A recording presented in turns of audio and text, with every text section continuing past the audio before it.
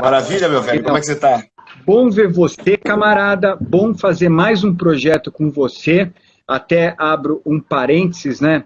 O Wagner e eu temos uma trajetória já longa, né? Fizemos algumas coisas, né? Podíamos ter feito muito mais, mas fizemos boas coisas, né, Wagner? Acho que a gente se 14, conheceu 15 anos de parceria, é? 14, 14 15 anos de anos de parceria. parceria. Algumas obras, alguns treinos, alguns trabalhos, muitos empreendimentos desenvolvidos em conjunto e hoje aqui vamos estar lançando mais um livro. O Wagner é jornalista, o Wagner é esportista, o Wagner é pesquisador, coautor comigo, eu destaco a obra Jornadas Heróicas, que a gente lançou no ano passado, que apresenta as competências que você pode aprender na prática do esporte e depois pode aplicar com sucesso na sua vida profissional. Ó, a Helena que nos descobriu o problema aqui, entrou de novo. Legal, Helena. E eu convidei Valeu, Helena. para a gente fazer o lançamento hoje desta obra, A Trajetória de um Doutorado. Quando eu concluí o doutorado, no final de 2020, eu fiz uma reflexão para saber qual o caminho, né, o caminho acadêmico, o caminho científico, o caminho intelectual que me motivou e me fez perseverar por uma trilha de pesquisas até a conclusão do doutorado, mesmo sabendo que eu não era um pesquisador de período integral, como são 99% dos mestres e doutores que se dedicam à academia e fazem isso da vida, entre aspas, por assim dizer. E esse livro, após a minha reflexão com a análise da Yara e depois o próprio prefácio do Luciano, é a análise do caminho que me levou até aqui. E o Wagner, especialmente ele poderia falar sobre muitos temas, mas tem um pilar nessa obra que é o esporte, não o esporte físico, mecânico, mas o esporte no conceito dessas competências que nós fomos muito parceiros durante muitos anos para escrever a obra Jornadas Heróicas. Então, Wagner representa muito bem o papel dele de jornalista e amigo, é claro, por isso não pode fazer pergunta muito difícil, mas também de uma pessoa que pesquisa, que conhece muito bem a parte do esporte, que é um dos pilares da obra. Estamos lançando aqui hoje a obra A Trajetória de um Doutorado. Ela está disponível na Amazon, está disponível nas melhores livrarias, foi redigida pela editora Labrador, em coautoria com Yara Mola, que fez a análise da trajetória, e com prefácio do meu amado professor Luciano Junqueira. Vagnão, então, ótimo estar com você, eu passo a palavra para ti. Maravilha, Mota. Para mim é um prazer, tá? Queria agradecer demais pelo seu convite e deixar claro para todo mundo que está acompanhando a gente que eu venho aqui mais como entrevistador mesmo, nesse caso. Vou até cutucar o Mota, eu ainda não tive a oportunidade de ler a obra, mas isso é ótimo porque eu vou explorá-la aqui com ele com um olhar da maioria, né? Que é de quem ainda é leigo, mas seguramente lerei em breve. E sei, é claro, que porque acompanhei você, inclusive durante o período de doutorado, quando você estava fazendo doutorado, a gente estava escrevendo a nossa obra e fazendo outros projetos em paralelo, né, Mota? Queria agradecer também aqui a presença de uma turma que eu conheço bem, a Andréia, o Roberto Nunes, o Maurício Amaro. A turma está prestigiando aqui, Mota, porque é um tema interessante, né? É um tema muito interessante. Então eu vim aqui para entrevistá-los, né? Eu vim aqui para bater um papo com você, para entender direitinho como isso funcionou. E a minha ideia é começar um pouquinho do final, do propósito que o levou a conceber essa obra. Primeiro, eu acho importante a gente frisar, né, Mota, que a obra se divide em 6 artigos, que estão aí distribuídos em como se fossem 3 pilares até da tua própria maneira de enxergar o mundo, que é o pilar do esporte, né? O primeiro é o pilar do resultado, que é aquele seu lado executivo e empreendedor, né? Para quem não sabe, o Mota, ele, além de ter sido executivo de grandes empresas multinacionais, ele também empreendeu, ele foi um dos sócios da Dubem, né? Participou, inclusive, de todo o processo aí, né, recente da Dubem, da própria venda. Então, o Mota tem toda uma trajetória no ramo empresarial e também como executivo, como empreendedor e como executivo.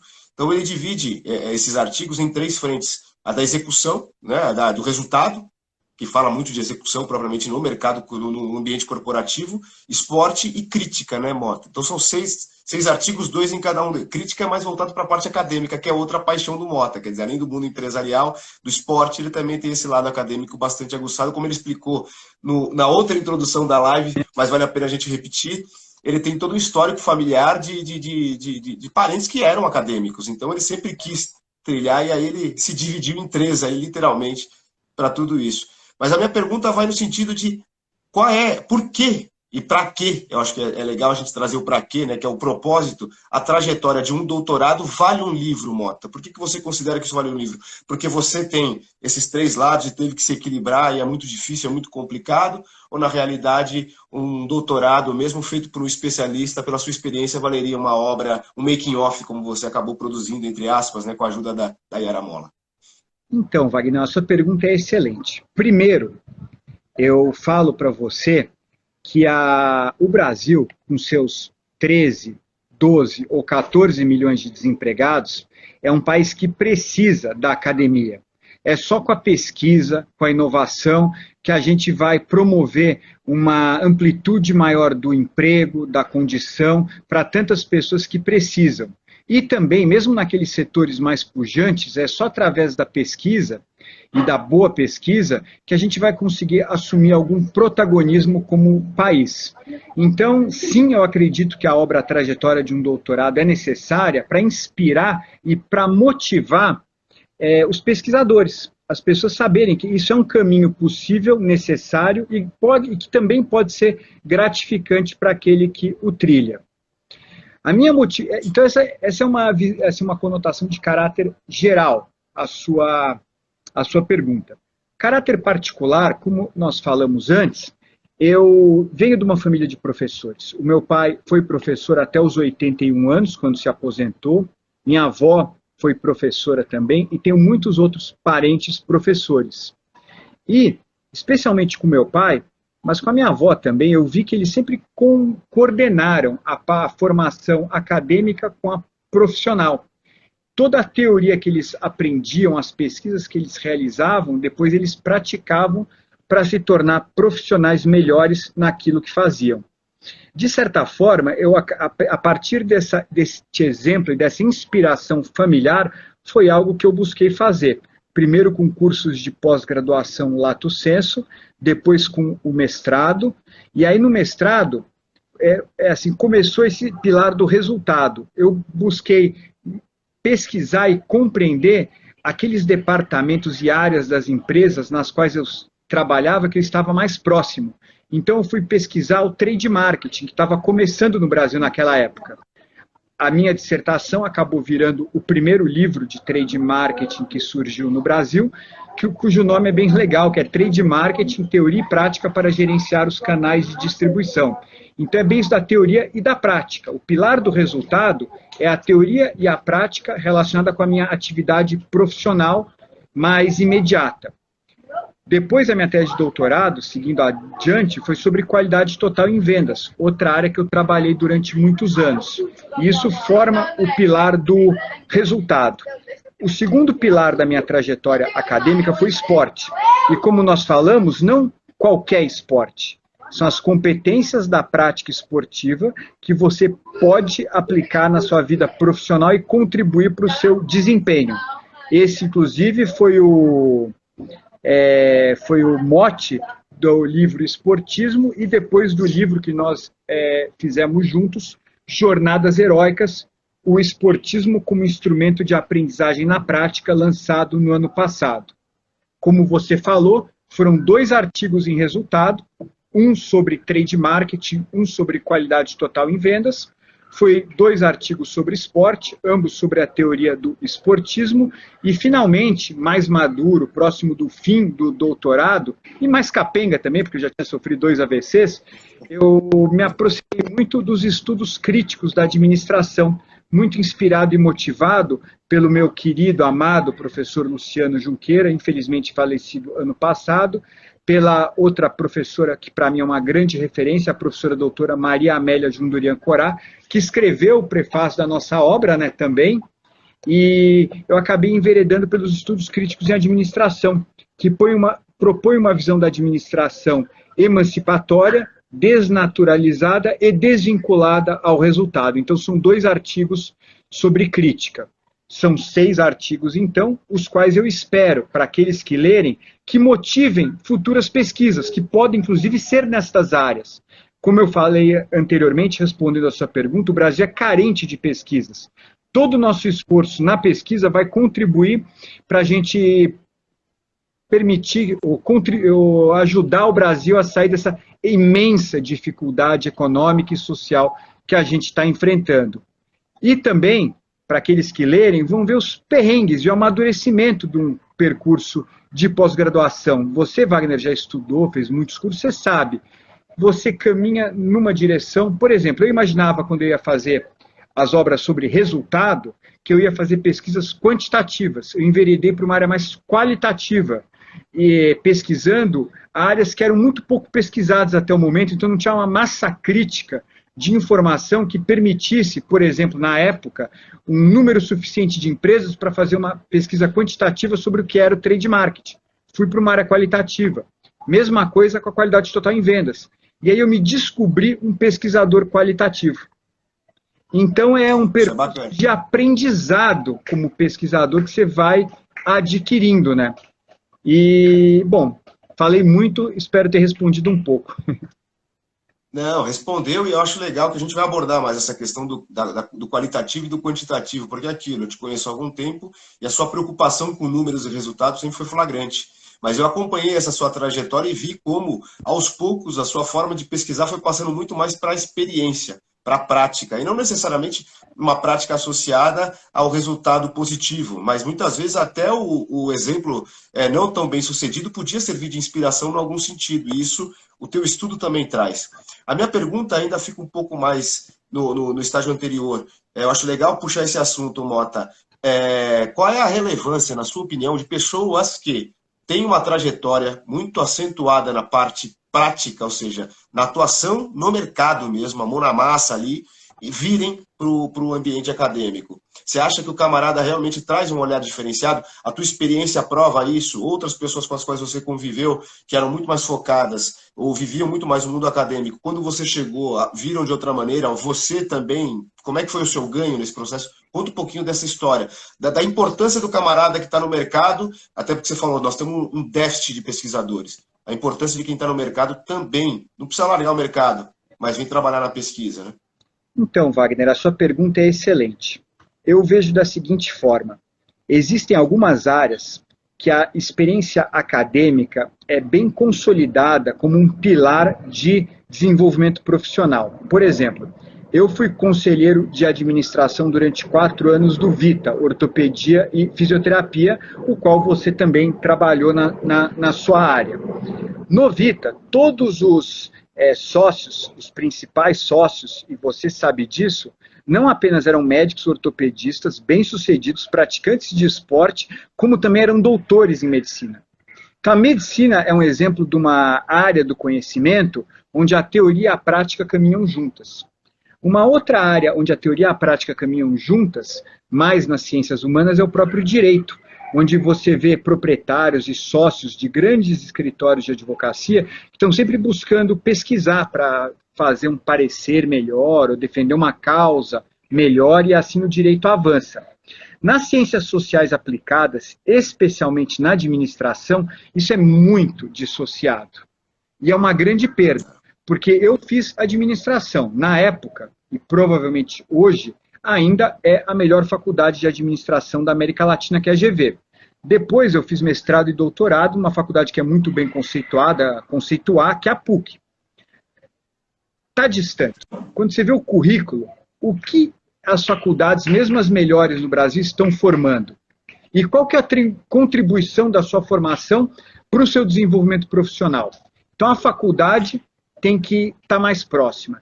Por outro lado, eu acredito que o tocador de negócio, o administrador, também tem que estar mais próximo, porque ele não tem aquela capacidade de estabelecer um diagnóstico, de acessar fontes de pesquisa, sejam elas quantitativas, sejam elas qualitativas, para tomada de decisão. Então, o desenvolvimento da capacidade acadêmica, ele não só traz pesquisas, por exemplo, trade marketing. Hoje, se você olhar, qualquer empresa de bens de consumo não durável tem um departamento de trade marketing. Quando eu lancei aquela obra, quase nenhuma tinha. Mesma coisa, qualidade total em vendas. Quase nenhuma ainda tem, né? Mas muitas estão caminhando para ter. Então, a pesquisa tem uma contribuição para uma empresa ser melhor, e assim ela gera mais receita, gera mais rentabilidade e gera mais empregos. Mas também, no âmbito muito individual, gera um profissional melhor, porque você tem essa capacidade crítica, analítica, reflexiva para tomada de decisão que permite que você vá mais longe na administração, o que já acontece, como eu disse, em outras áreas, como a medicina e o direito. Então, essa obra, A Trajetória do Doutorado, está embutido, e foi muito legal você ter falado isso, um convite para o pessoal de administração. Pô, a gente tem muita coisa para aprender. Tem se falado muito de ESG. Você sabe o que é ESG? Você sabe o quanto a sua empresa precisa? Você está preparado para promover essa mudança? Qualidade total em vendas. A sua empresa tem qualidade total em vendas? Você sabe os benefícios? Pesquisa. Vai atrás do conhecimento. Se você se apropriar desse conhecimento, você e a organização que você faz parte pode ter um desempenho melhor. Essa é uma grande reflexão da trajetória do doutorado. Bacana, Mota. E é justamente nesse sentido. Agora tem um ponto que eu acho que você citou aí, o Vita citou todo mundo, os doutores, né, que são doutores de fato, não são doutores de expressão, né? A maioria de fato fez doutorado. E realmente, na medicina de um modo geral, e nas áreas de saúde de um modo geral, o estudo acadêmico e a prática andam de mãos dadas. Agora, o que nem sempre está de mãos dadas com isso é o esporte. E no seu caso, ele sempre foi muito evidente. A gente tem inúmeros estudos, inúmeros textos produzidos que mostram a relação existente entre o esporte e a trajetória profissional propriamente dita, principalmente com o mundo corporativo, né? Agora, não necessariamente você encontra essa relação entre esporte e academia, esporte e erudição, né? Muitas vezes, aliás, são vistos como antagônicos. Isso tem mudado, mas ao longo do tempo foi dessa forma. O esportismo, o Jornadas Heróicas, ele traz uma pitada disso, ele traz bastante elemento acadêmico, embora seja uma narrativa, né? Mas eu queria que você dissesse de que maneira o esporte contribuiu para o teu desempenho acadêmico, ele contribuiu para que você chegasse ao fim de toda essa jornada, que não é só o doutorado. O doutorado é o que culmina, né? É o final, é o último ponto. Mas você, na verdade, passou por mestrado até chegar onde você chegou. De que maneira o esporte contribuiu para a academia e se esse processo todo de estudo, esse processo acadêmico também trouxe alguma vantagem, algum benefício para você como esportista? Então, Wagner, a sua pergunta é excelente. Na verdade, eu já era um executivo com meus 10, 15 anos de experiência, e como as pessoas sabiam que eu gostava de praticar esportes e também trabalhava com administração, me convidaram a dar palestras em algumas faculdades em São Paulo. Então, dei uma palestra na ESPM, dei uma palestra na GV, e falei o que, na minha visão, a prática do esporte havia contribuído para o meu desempenho como executivo. Naquele momento, o Henrique, você conhece o Henrique, me convidou para escrever um livro. Ele assistiu a uma dessas palestras sobre assim, essa contribuição do esporte para o trabalho do administrador. Eu quis fazer algo como eu já tinha essa formação acadêmica e os pilares, então, resultados, esporte e crítica são muito imbricados, eu quis fazer algo mais estruturado que dá a minha opinião. Porque diz o ditado que falar até papagaio fala, né? E falar até medalhista olímpico fala também, né? Mas, então eu quis ampliar o escopo da pesquisa. Convidei o meu amigo, o Dr. Wagner Castropio, atleta olímpico, depois médico do COB por 3 ciclos olímpicos, campeão mundial militar, para pesquisar. E nós entrevistamos 125 executivos ou empresários que haviam tido uma experiência pregressa no esporte. E chegamos em 5 competências que você poderia aplicar na administração, que você poderia aprender no esporte: atitude, visão, estratégia, execução e trabalho em equipe. A partir dessa pesquisa, fizemos um livro que a gente chamou de Esportismo, apresentamos para o Abílio Diniz, que amou, ele escreveu o prefácio, nós lançamos, o livro foi esgotado. Aí nós decidimos fazer uma releitura mais contemporânea, mais empolgante da obra. Convidamos você para se juntar ao projeto. Como a gente já tinha as competências definidas, entrevistamos executivos icônicos para falar sobre cada competência. Marília Roca, José Salib, José Vicente Marino. José Carlos Brunoro, Flávio Canto, todos eles com experiência pregressa no esporte e bem-sucedidos no campo da administração. E, finalmente, 2 dias antes do lockdown, falamos com o Jorge Paulo Lema. O que aconteceu no dia seguinte? Lockdown. A obra, a gente queria lançar nos Jogos Olímpicos essa obra, ela acabou sendo postergada durante um ano, o que foi bom, porque a gente procurou e encontrou a professora doutora Maria Amélia, que fez um prefácio demonstrando a potência do esporte como ferramenta de aprendizado na prática.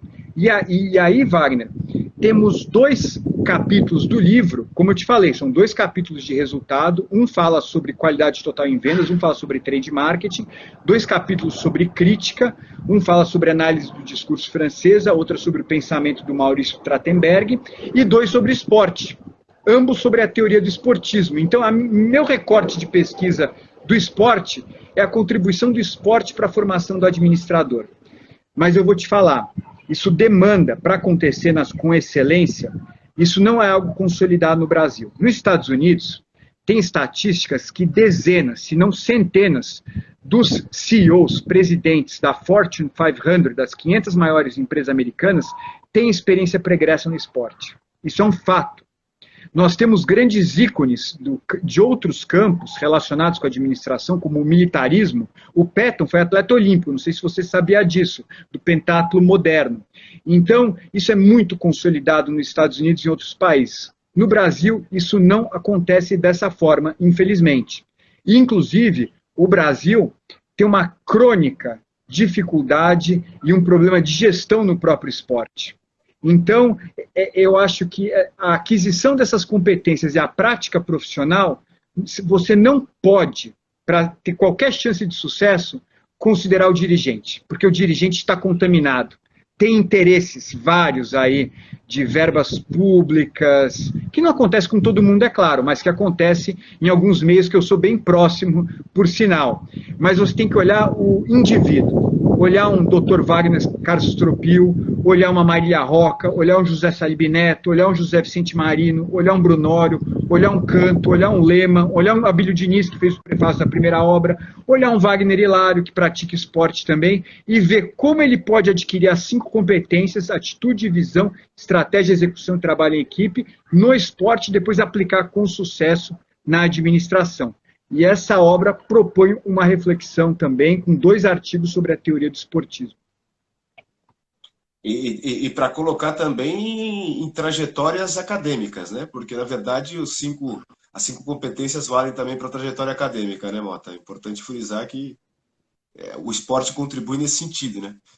Eu acho que deve ter facilitado bastante aí. Quer dizer, você teve, durante o próprio doutorado, teve bastante imprevistos, né? Se não me falha a memória, os próprios AVCs ocorreram durante o processo, não foi? Você falar em causa própria parece... Mas é um fato da vida, né? Eu comecei o doutorado em 2016, sofri 2 AVCs em 2018, eu não havia qualificado ainda, passei 30 dias na UTI, consegui sair de lá, um pouco capenga, na verdade, mas saí. Foi naquela época até que eu conheci a Yara, que se tornou uma grande coautora, um grande parceiro, e foi depois até mesmo do meu pseudo-restabelecimento, por assim dizer, eu consegui qualificar, defender a tese de doutorado, que falou sobre qualidade total em vendas, que é um dos capítulos da obra A Trajetória de um Doutorado. Eu e o Wagner juntos conseguimos, e o Dr. Castrupil, ampliar a pesquisa do esportismo e lançar jornadas heróicas. Então, assim, com toda a dificuldade de 2 AVCs, perda do campo, 55% do campo visual de ambos os olhos e perda da memória episódica, graças às parcerias que eu tive e essa atitude, que é a primeira competência da teoria do esportismo, eu consegui dar um passo e consolidar, de certa forma, uma carreira acadêmica. Isso é um ponto interessante, Vagnão. Existe muito no meio acadêmico, qualquer meio, o negócio do eu com E maiúsculo, sabe? Eu acredito que, você sabe, a gente está nessa há 15 anos, pelo menos, juntos, né? Eu tenho um certo voluntarismo, uma potência, assim, de me posicionar, né? Às vezes até demais.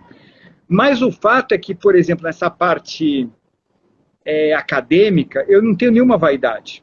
Eu sei das minhas fortalezas e conheço as minhas limitações também. Então, assim, se você pegar, quando essa obra foi lançada, a Yara fala na análise que ela diz, eu tinha 23 artigos acadêmicos publicados, hoje eu tenho 32. Desses 23, 22 foram escritos em coautoria.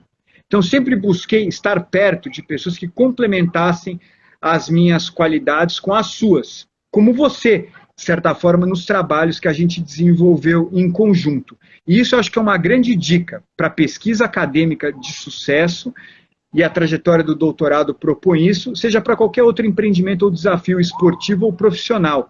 Ter as melhores parcerias, não é qualquer parceria. É gente que se tem afinidade, é gente que você admira e sabe que pode, junto a você, somar de uma forma que o valor combinado das partes seja superior à simples soma de 1 mais 1 igual a 2. É a quinta competência, né, Mota? Teamwork, né? Não pode faltar em caso nenhum. A Andrea fez um comentário bacana, eu acho que foi no momento que você estava falando sobre a importância de o cara que está na prática, no mercado, estudar, ir para a academia e gerar conhecimento. Ela falou sobre a dificuldade que existe em relação às empresas familiares de fazerem esse trabalho, porque, inclusive, às vezes falta ciência, né? Quando você vai para a busca dessa relação com o meio acadêmico, isso pode até lançar luz e melhorar o negócio, né? Só para ponderar aí o comentário que ela fez. Outra coisa que eu acho bacana, você falou sobre a academia às vezes está muito desatualizada em relação à prática, ao mercado propriamente dito, e isso quem diz também o próprio Salib, né? Comenta com a gente e fala que não é uma questão de universidades brasileiras, ele fala de Harvard. Ele fala que Harvard está defasada em relação e é necessário que ela esteja atenta, ou seja, o que você está falando tem tudo a ver e vai ao encontro aí do que os grandes teóricos da área de administração também falam.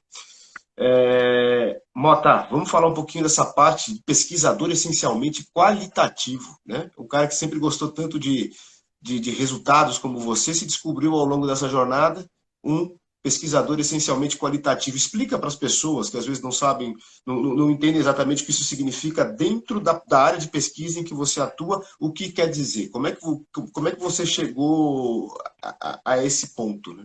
Então, a pesquisa qualitativa, e aí eu vou entrar numa área, né, que é assim, a história da ciência, a filosofia da ciência, que nem é a minha, mas eu vou tentar fazer de uma forma que seja que eu consiga me expressar e que seja entendível por todos.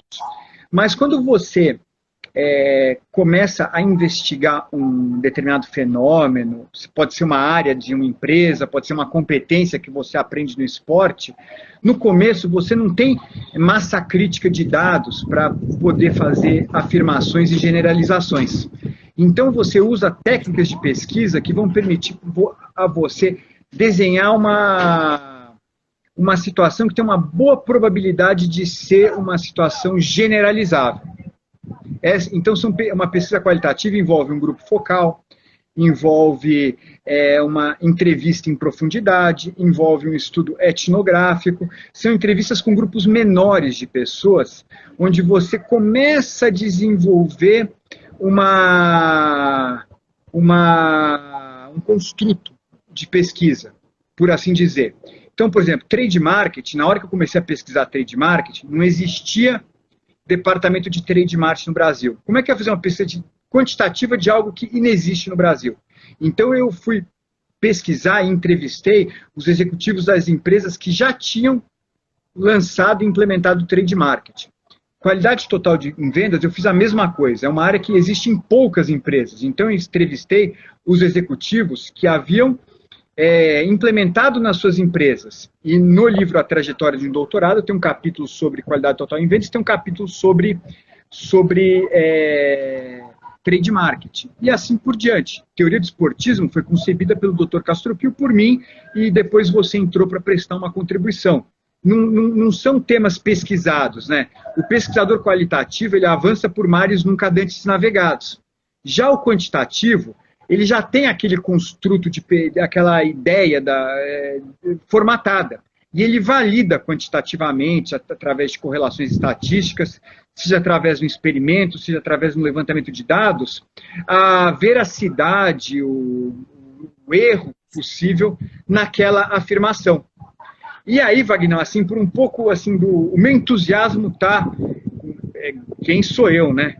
mas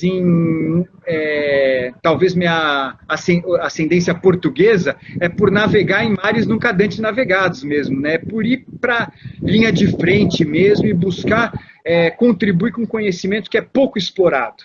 E aí a pesquisa qualitativa aproximou-se muito da minha própria personalidade, a minha própria característica de ser, né? É bacana, porque no fim das contas o que você está contando aqui para mim é que a pesquisa qualitativa tem relação com o que eu gosto também, que a história parece ser fundamental na pesquisa qualitativa, e você usa muito, né? Fundamental. Ô Wagner, você gosta muito da psicanálise, eu também gosto, né? Se você pegar como a psicanálise surgiu a partir do pensamento do Sigmund Freud, você vai ver que foi essencialmente com estudos de caso. O Freud ele construiu uma ciência que, segundo ele, junto com Jung, quando chegaram em Nova York, eu acho, né, eles falaram que estavam trazendo a peste para o mundo, né, com essa potência de mudar o mundo inteiro a partir de uma pesquisa qualitativa. Eu acho que é incrível esse exemplo da psicanálise, porque mostra a potência da pesquisa qualitativa, né? Exatamente, Mota. Meu cara, acho que a gente conseguiu explorar bem aqui o tema fantástico dessa obra. Acho que a gente pode até fazer uma posterior, assim que possível. Mas eu queria que você trouxesse uma última palavra aqui para a gente se despedir, agradecer a todos os que estiveram conosco.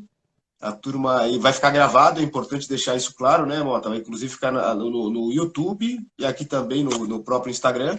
Então, quem não assistiu vai poder assistir. Eu acho que foi muito conhecimento, as mensagens que você trouxe foram sensacionais, sobretudo do ponto de vista aí de estimular as pessoas a produzirem conhecimento. A gente precisa disso. Vagnão, assim, aqueles que estão interessados nas pesquisas desenvolvidas para seguir pesquisando ou para conhecer os perrengues de uma pós-graduação, o livro A Trajetória do Doutorado, escrito em coautoria com a Yara Molla, prefácio do Luciano Junqueira, está disponível na Amazon e nas melhores livrarias.